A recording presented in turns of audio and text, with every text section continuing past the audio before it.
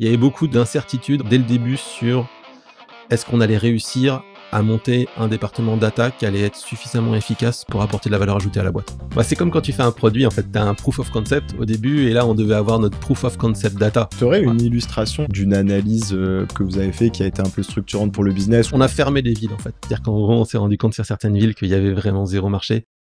Aujourd'hui, je reçois Nicolas, qui est Head of Data chez Mastéos. Il va nous parler d'un de ses plus gros challenges de ces dernières années, à savoir le lancement du département data par itération. Hello Nicolas, ça va? Ouais, ça va super. Est-ce que tu peux nous en dire un peu plus sur Mastéos pour commencer, s'il te plaît? Ouais, Mastéos, en fait, dans l'idée, c'est deux personnes qui avaient un peu investi dans l'immobilier et qui se sont dit, OK, il y a beaucoup d'étapes, faut faire appel à beaucoup de professionnels, c'est compliqué, long, ça prend la tête, pas mal.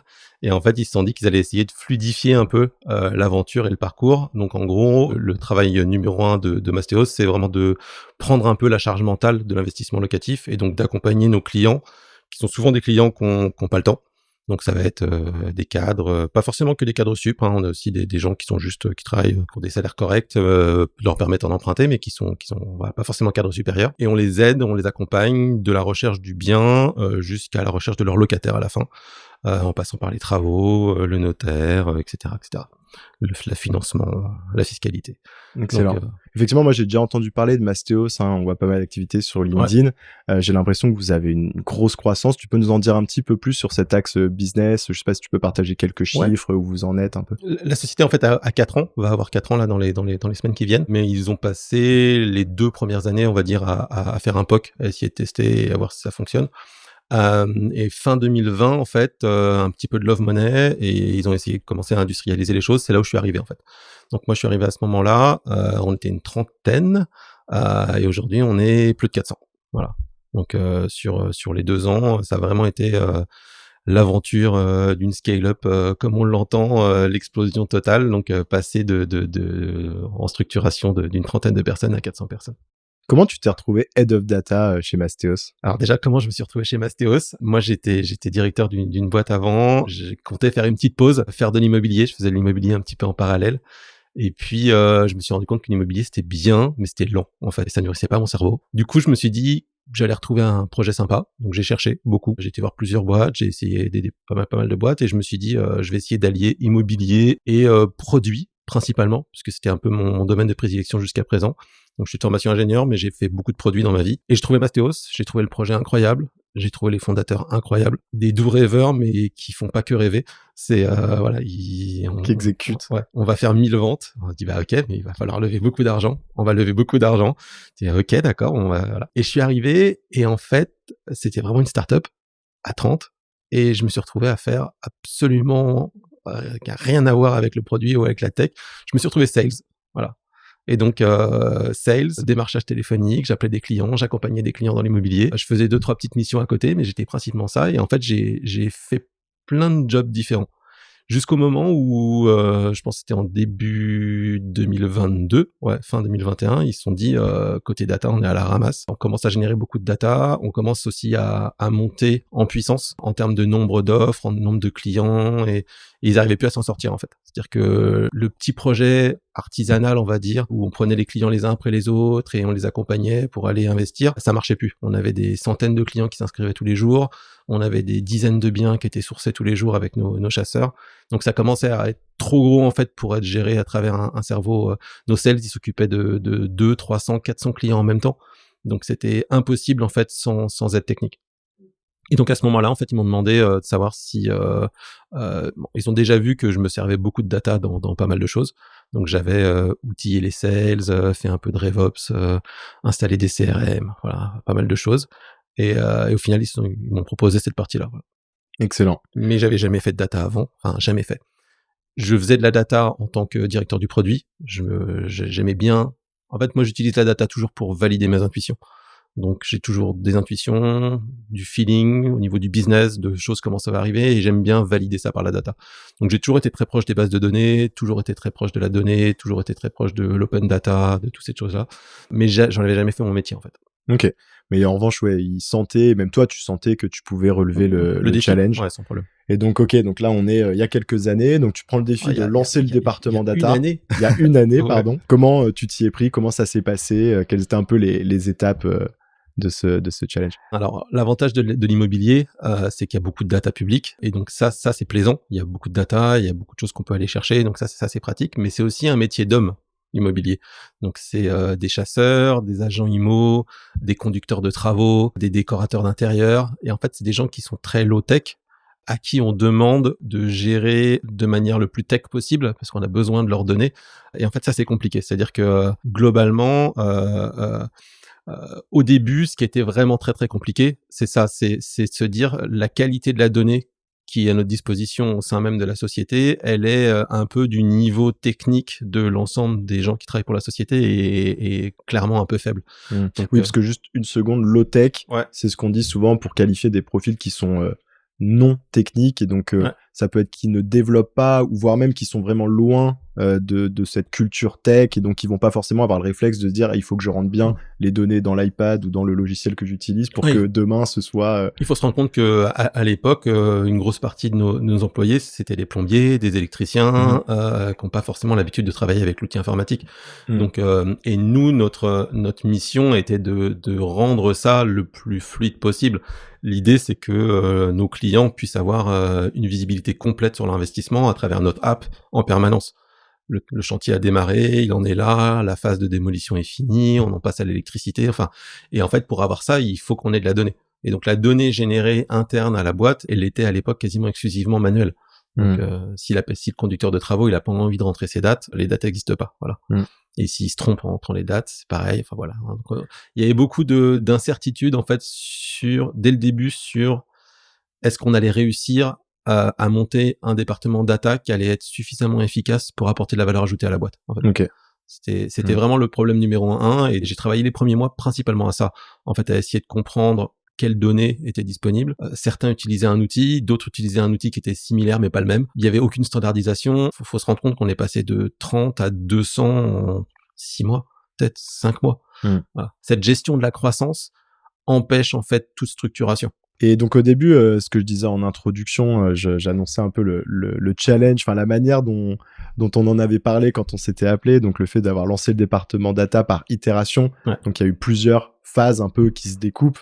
Alors c'est souvent plus simple de faire on va dire cette étude à la fin, de se dire ah oui en fait il y avait bien 3 belles phases qui se découpent, alors que pendant la mission en général t'es juste la tête dans le guidon. Ouais. Mais là aujourd'hui du coup avec du recul, est-ce que tu peux nous décrire un peu ces grandes phases, comment ça s'est passé?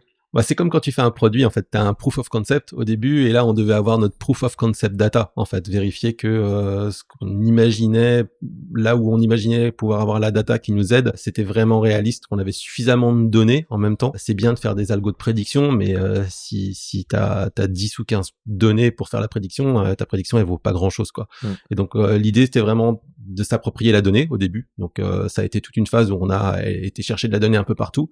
Et ce que je te racontais la dernière fois qu'on s'est parlé, c'est effectivement, on se retrouvait souvent, je me posais pas de questions trop de l'outil et de la façon dont on allait chercher la donnée. C'est-à-dire qu'au début, l'objectif, c'est pour ça que je parle souvent d'itération, c'était pas forcément de faire propre et bien dès le début. Ce qu'il fallait au début, c'était déjà rassembler la donnée, voir la tête de la donnée, la présenter pour savoir si elle était cohérente. Les gens qui n'ont pas l'habitude de forcément fonctionner avec la donnée, si tu leur montres leurs propres données et ils disent bah non, c'est si tu me dis qu'on a 50 chantiers en cours alors que moi je sais dans ma tête que j'en ai 75, ta donnée elle me sert pas à grand chose, quoi. Et donc essayer de voir si on était en capacité en fait de leur apporter quelque chose avec la donnée. Si au final je me rendais compte que ça leur apporterait pas grand chose, ça valait pas trop le coup d'investir plus dans cette direction-là. Donc vraiment ça a été une phase. Donc là, à ce stade, il n'y a pas encore d'enjeux technologiques. Enfin, c'est des petits outils, mais vraiment, vous n'êtes pas encore sur une stack data. On avait 3 ou 4 ETL différents. Au niveau base de données, on stockait des trucs dans des Google Sheets, sur du BigQuery, peu importe. On essayait de mixer un peu tout ça.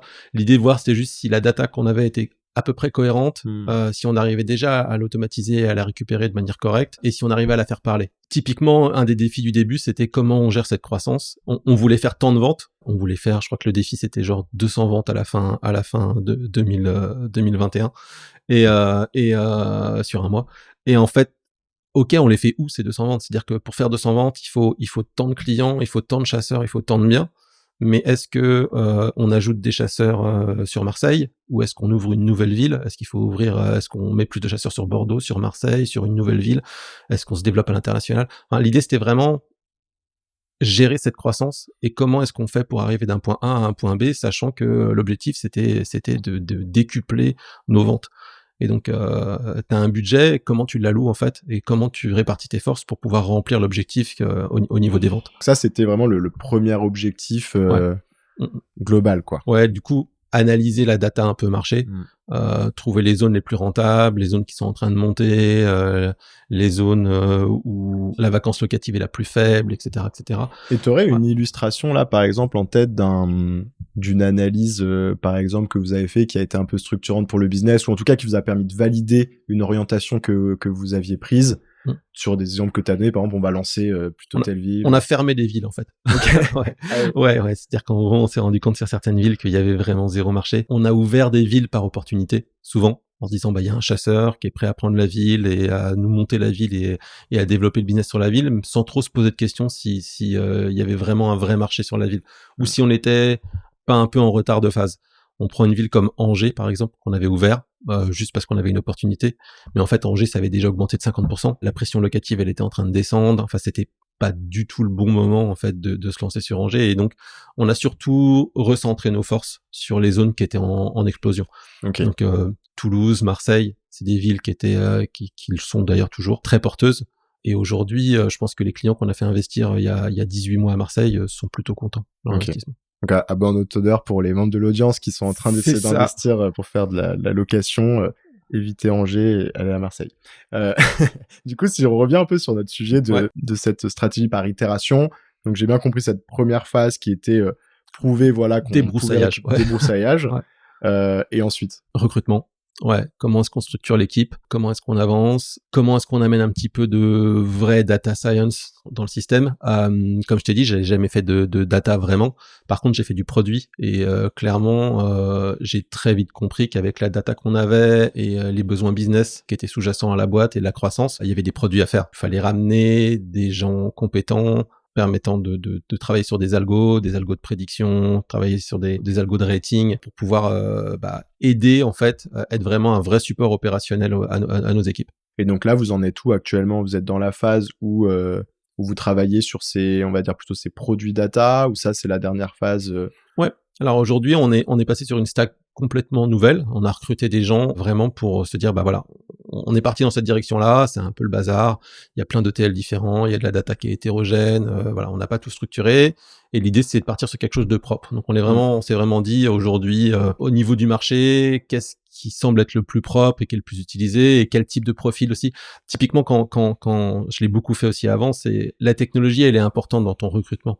C'est-à-dire que ton choix de technologie, si tu pars sur une technologie qui est un peu vieillissante, ou qui est un peu même trop jeune des fois, tu vas avoir du mal à recruter les bonnes personnes et les bons profils. Donc on a essayé de trouver une technologie qui était un peu mainstream et un peu la techno du moment, pour aussi faire en sorte de pouvoir recruter les bons profils. Donc on est parti sur du Snowflake, on a Airbyte, Airflow derrière, on a fait un peu de DBT au début, qu'on a un peu abandonné, mais qu'on aurait pu exploiter aussi. Mais l'idée c'était vraiment de trouver la bonne technologie et les bonnes personnes. Et dans nos recrutements, on a eu de la chance, on est vraiment tombé sur des gens incroyables.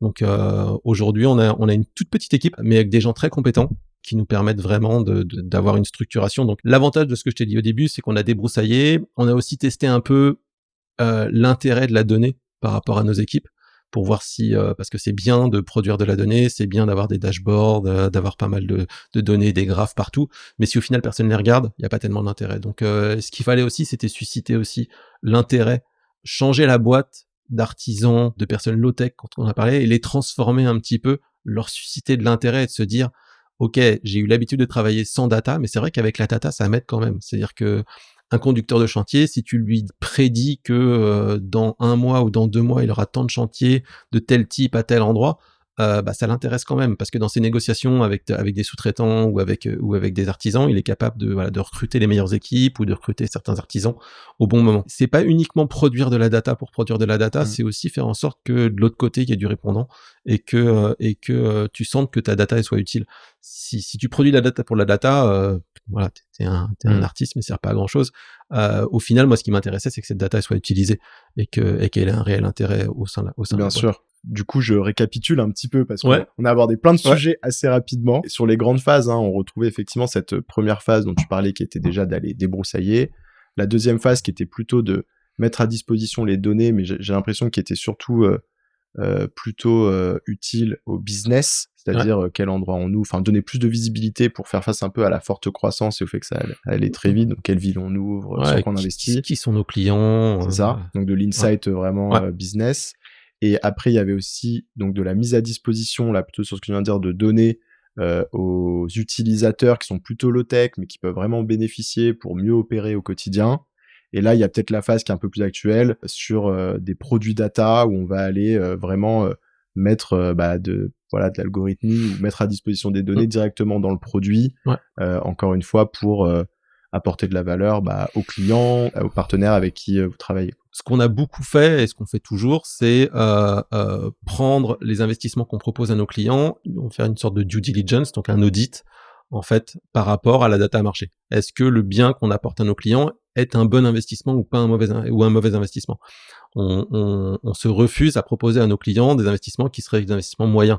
En fait, dans l'idée, on prend juste que des bons investissements. Donc on a des chasseurs qui vont nous proposer, nous donner des biens, nous mettre des biens dans le système, et en fait, nous, on va dire aux chasseurs, désolé, ce bien-là nous intéresse pas parce qu'il est pas assez rentable, trop cher par rapport au marché, etc., etc. Dans une zone qui va pas bien se louer, où on propose des colocations, on propose des petits appartements, des grands appartements, et on a la data, savoir au niveau de la demande si ça a un intérêt.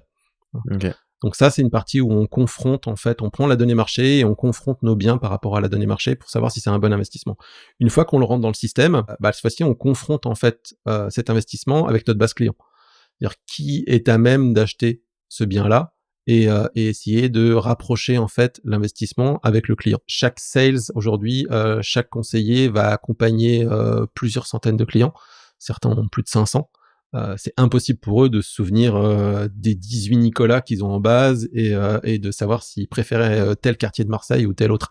En fait, à partir de toute cette donnée-là, on essaye vraiment de faire des algos de matching pour essayer de trouver quel est le meilleur investisseur pour le bien qu'on va proposer. Après, ce qu'on est en train de faire en ce moment, c'est surtout d'essayer d'apporter un maximum de données à l'investisseur. Aujourd'hui, l'investisseur, il va nous suivre, il va aller sur un investissement principalement parce qu'on lui dit, nous, que c'est un bon investissement, qu'on l'a validé en amont, qu'on est des experts, principalement parce que son conseiller va lui expliquer pourquoi c'est un bon investissement, ou le chasseur sur place, mais en fait, on lui apporte pas encore assez de données marché lui permettant de valider ce qu'on lui raconte. Et donc, l'idée demain, c'est vraiment de lui présenter un maximum de données. Donc, l'audit dont je te parlais, en fait, il faut que l'investisseur, en lisant la fiche, en voyant l'investissement, soit quasiment convaincu avant même qu'on lui propose que c'est un truc qui est incroyable. Et on a des biens dans notre catalogue qui sont vraiment incroyables. C'est-à-dire des biens où refait à neuf, ça va être encore moins cher que la moyenne du marché, avec une tension locative extrême. Enfin, on a vraiment beaucoup d'investissements qui sont investissements zéro risque dans le système, en fait. Tu as abordé aussi le sujet orga. Une seconde, tu peux nous en dire un peu plus sur la manière dont vous êtes organisé, comment peut-être ça a évolué aussi depuis que tu as construit l'équipe. Aujourd'hui, on est une équipe technique d'une 40aine de personnes chez Mastéos. Je voulais éviter de recréer une équipe technique parallèle, en fait, qui se retrouverait à utiliser des outils un peu différents. Alors même si pour la data, c'est pas forcément les mêmes outils qu'on utilise par rapport à des devs classiques, je voulais quand même qu'il y ait une cohésion, en fait. Et donc dans l'idée, dès le début, en accord avec le directeur technique, en fait, on a monté l'équipe data, donc une squad data, au sein en fait de l'équipe technique. Donc l'idée était vraiment, pour moi, en tant que head of data, d'avoir une squad data qui soit dans l'équipe technique, qui soit dédiée, bien entendu, aux besoins data, mais qui soit quand même intégrée techniquement, qui participe aux mêmes réunions techniques et qui soit à même aussi d'identifier les problèmes techniques et d'être dans la même mouvance, on va dire, que toute l'équipe technique. Le risque, c'est qu'il se fasse un peu absorber. par les autres équipes, mais je préférais ça en fait comme risque que l'inverse, qui se retrouve complètement isolé et avoir une équipe complètement à part. Donc aujourd'hui, on a une squad technique, data tech, intégrée au sein de l'équipe technique, qui est directement gérée par le CTO, et c'est une squad qui est organisée comme les autres squads, avec un responsable du produit de la squad, une gestion projet, une gestion ticketing, une gestion avec un Git, etc. Enfin, l'idée, c'est vraiment d'être organisé comme eux. Et à côté de ça, on a monté une équipe data business. Donc data business avec des data analystes qui, eux, du coup, sont au plus proche des équipes opérationnelles. Donc elles sont centralisées puisque elles font le même métier. Mais en même temps, elles sont dépêchées dans les différentes équipes pour pouvoir participer aux réunions opérationnelles et pouvoir servir c'est eux qui recueillent un peu tous les besoins business et qui sont un peu mes yeux et mes oreilles dans les différentes équipes. Ok, donc elles sont vraiment intégrées dans les équipes business au day-to-day, mais managérialement, elles te reportent quand même à toi et donc finalement au CTO aussi. Enfin, ok, hyper intéressant. Quels sont les prochains projets data ou les prochaines étapes pour l'équipe data de Mastéos? L'idée, surtout aujourd'hui, c'est d'anticiper un maximum de choses, puisque tu le disais au tout début, tête dans le guidon. On a encore, même aujourd'hui, on a encore un peu la tête dans le guidon en fait. C'est-à-dire qu'aujourd'hui, il va falloir faire en sorte de relever un peu la tête et d'anticiper le plus de choses. En fait, en anticipant, on se rend compte que c'est là où on arrive à gagner en qualité vis-à-vis du client, c'est là où on arrive à anticiper les problèmes, et c'est là aussi où on arrive à faire plus de marge. Si demain t'anticipes que il va te falloir 360 cuisines à Marseille pour les 6 prochains mois d'investissement, ça te permet d'acheter 360 cuisines en avance, quasiment de les faire construire. Et donc d'avoir plus de pouvoir de négo avec tes fournisseurs. Négo et tout. Et donc clairement aujourd'hui, Mastéos, on est quand même je pense que la partie phase de croissance, on va pas passer de 400 à 800 là dans la prochaine année. Je pense que vous atteignez une taille critique. On atteint une taille un peu critique sur laquelle, et puis on a aussi l'environnement aujourd'hui qui demande ça. On va plutôt aller chercher de la rentabilité. Et donc, on a vraiment cette partie anticipation qui est hyper importante. Ouais, donc aller à un niveau plus loin, je suppose que ça embarque, le fait de pousser ces analyses, ça embarque le fait d'avoir plus de données ou encore une meilleure qualité de données, ou peut-être des nouvelles données. Contraindre beaucoup plus de gens à entrer la donnée correctement, la valider. On a pas mal de bords d'incohérence au niveau de la donnée, donc dès qu'on détermine que la donnée elle est incohérente, on va aller la corriger. On a pas mal aussi de routines internes pour contrôler cette donnée. Donc, ce que je t'expliquais au début, c'est que faire de la donnée pour la donnée, si personne l'utilise, il n'y a pas d'intérêt. Demander aux gens de l'utiliser, ça peut marcher pour certains, mais ça marche pas forcément. Mettre en place des routines qui nous assurent en fait que les gens vont aller voir la donnée toutes les semaines, par exemple, avant leur one-one avec leur N+1. C'est des choses qu'on a mis en place en fait. Donc aujourd'hui, ça crée des automatismes aussi. C'est ça. C'est-à-dire qu'en gros, au début, on les force un tout petit peu à aller voir leurs données, à essayer de se dire, t'avais tel indicateur qui était à ce niveau-là, aujourd'hui, il est plus du tout à ce niveau-là, il a augmenté ou il a descendu, est-ce que tu sais pourquoi? Et en fait, on leur demande de savoir pourquoi. C'est-à-dire que on fait pas de one-one avec son N+1 sans connaître un petit peu de quoi on va parler et avoir déjà les justifications de, oui, effectivement, ce truc-là, notre taux d'occupation aujourd'hui en gestion est augmenté ou descendu d'un point dans telle région pour tel et tel problème. Écoute Nicolas, on arrive sur les dernières questions. Ouais. Est-ce que tu as une recommandation de contenu à partager à nos auditeurs? Ouais. Alors moi, j'ai 4 enfants, bientôt 5. Ok. Et donc aujourd'hui, me mettre dans un coin, prendre un bouquin et réussir à aller jusqu'au bout du bouquin, c'est très compliqué. Du coup, je me suis mis au podcast. Et en fait, je me suis mis à ton podcast forcément. Mais j'écoute aussi beaucoup de podcasts data US. Donc je sais plus, Data Skeptic, Data Frame, voilà, il y a beaucoup de podcasts et beaucoup de contenus qui sont hyper intéressants. Et en fait, je fais du sport et j'écoute les podcasts en même temps. Donc moi, je cours beaucoup et généralement, voilà, je me choisis mes podcasts, j'entre ça dans ma liste de lecture et je fais du sport en même temps. Et peut-être tu peux me dire un mot sur genre Data Skeptic, qu'est-ce que t'aimes chez eux? Ils sont vraiment très très larges. Alors déjà, ils ont un historique, quand tu en seras là, je sais pas, ils doivent être au 500e épisode ou un truc comme ça. Un jour. Mais c'est assez large. Et puis ça reste les US, ils sont quand même, ils ont un cran d'avance sur nous, quoi. C'est clair. Et donc généralement, les problématiques qui sont exposées arrivent souvent un petit peu après chez nous. Bien sûr, largement même, c'est clair. Mais parfois, c'est presque l'inverse. T'as des gens qui me disent qu'ils aiment bien aussi justement DataGen parce que c'est des boîtes qui sont pas forcément à des années-lumière de notre niveau de maturité. Ouais, Mais je pense qu'il faut faire un peu des deux. C'est intéressant de voir le bout du chemin, de voir aussi C'est ça. les acteurs. C'est hyper intéressant d'être, t'es plus en phase avec notre marché en fait. Enfin, t'es plus en phase avec notre réalité de tous les jours. Et clairement, tu dois commencer à t'en rendre compte. On a les mêmes problématiques en fait, un peu tout. Ouais, bien sûr. Qu'est-ce que tu aimes dans la data? Ce que disaient souvent mes anciens compagnons dans mes précédentes boîtes, c'était la data, tu peux lui faire dire un peu n'importe quoi. Je suis plutôt pas d'accord avec ça en fait. Je pense que en fait, pris correctement, la data elle est infaillible. Moi, je me suis servi de la data pour valider mes intuitions la plupart du temps. Et en fait, ça valide ou ça valide pas quoi. C'est le fait que ça soit binaire, moi ça me convient. C'est Qu'est-ce qui t'a fait le plus progresser? Plus progresser en data. Moi c'était une claque puisque en gros j'avais jamais fait de data, on m'a dit tiens tu vas être head of data, j'ai dit ok, et la boîte est passée de 30 à 400 d'un coup, donc sauter dans le bain quoi. Ouais, c'est-à-dire que utiliser j'avais déjà utilisé beaucoup de bases de données, je suis ingénieur à la base, donc je en termes d'architecture de données, en termes d'architecture de bases de données, etc., j'ai déjà beaucoup travaillé dans ce genre de choses, mais c'est vrai que tous les outils modernes d'analyse de données, de travail sur la donnée, de production de données, tous les algorithmes en fait, de toutes les régressions et autres, c'est des choses que voilà, j'ai vraiment découvert sur le tas et rapidement quoi. Donc, et sinon peut-être plus globalement, qu'est-ce qui t'a le plus fait progresser aussi en tant que professionnel, tu vois, c'est pas forcément que pure data, mais je pense que ce qui te fait progresser aujourd'hui, c'est la curiosité. En fait, faut vraiment te dire, être curieux de tout, aller voir un peu partout, écouter des podcasts, aller lire ce qui se fait sur faut pas rester en vase clos, il faut vraiment s'ouvrir, et je pense qu'il te fait progresser, c'est vraiment ça. C'est moi j'ai mon expérience de directeur du produit. Directeur du produit, c'est la personne qui traduit un peu les besoins business en besoins tech. C'est un peu notre rôle. Et je pense que sur la data, c'est un peu pareil. T'as besoin de sentir le business, t'as besoin de comprendre. Il y a la data en tant que telle, mais c'est quoi la data utile? C'est quoi quelle est vraiment ta data qui va avoir de l'impact, quoi. Ouais, ça, celle qui a de l'impact.